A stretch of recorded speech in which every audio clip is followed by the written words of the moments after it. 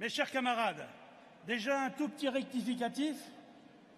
On m'a montré que sur IFO, j'étais noté comme secrétaire général, mais il n'en est rien.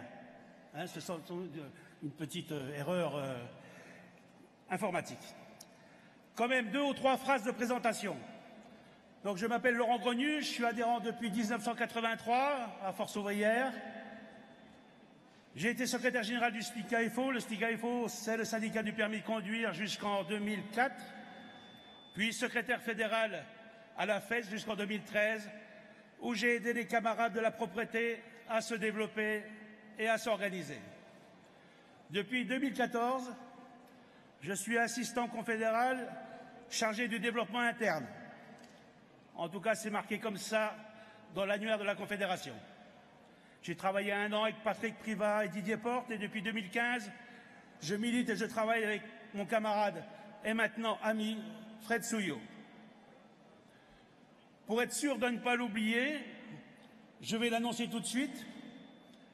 Alors il faut dire que je ne suis pas schizophrène, parce que dans le rapport d'activité, il y a une partie de ma propre activité. Alors je vais voter le rapport d'activité présenté par le bureau confédéral. Voilà, ça fait déjà 2 voix. Bien ambivalent ce congrès confédéral. Un congrès, c'est déjà un moment où l'on se retrouve, où on échange avec des camarades. Un congrès, c'est aussi 4 à 5 jours où on va débattre, s'exprimer et définir nos revendications. Un congrès à Force ouvrière, c'est une expression démocratique. J'ai réalisé, en préparant cette intervention, que c'était le 3e secrétaire général que je vois partir. Que retenir de cela? Militer sous Bergeron, sous Blondel, sous Mailly et demain sous Pavageau, y a-t-il une différence? Après réflexion, aucune.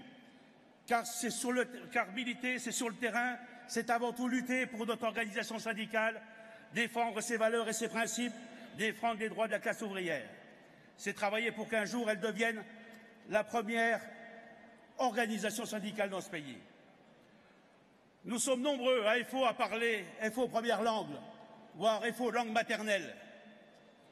Quand j'étais jeune militant au syndicat du permis de conduire, les anciens nous disaient « N'oublie jamais que tu recevras plus de coups de pied au cul que de merci ». Eh bien, c'est vrai.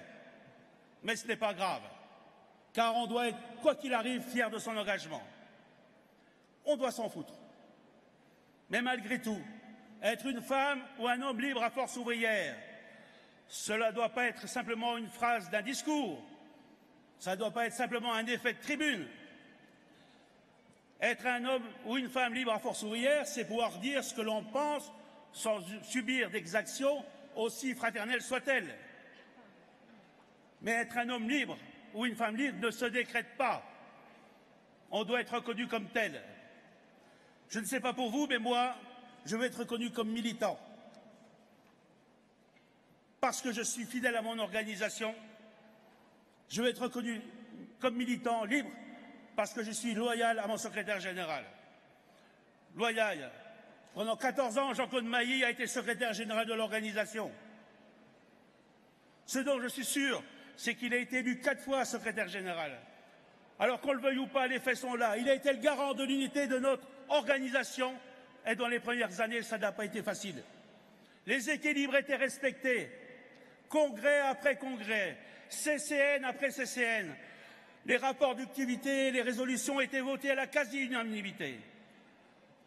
Notre unité n'a jamais été remise en cause. Nos orientations n'ont jamais été mises en doute. Et aujourd'hui, nous devons construire ensemble, ce que nous avons construit ensemble deviendrait un château de sable? Non. Nous sommes allés souvent au combat.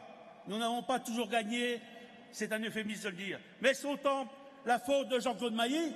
Non. Avons-nous tous toujours participé aux manifestations?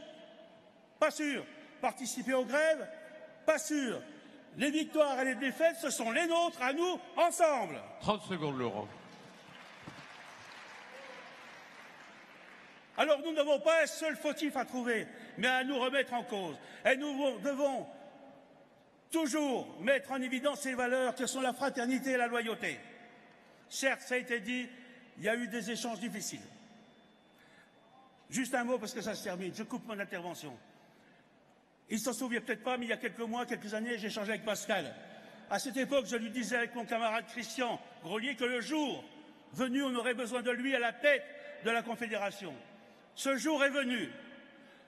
Pascal, nous allons te faire confiance et nous serons également toujours loyaux. Alors fais-nous confiance, Pascal. Merci encore, Jean-Claude. Vive la liberté, longue vie à Force ouvrière. Merci, Laurent.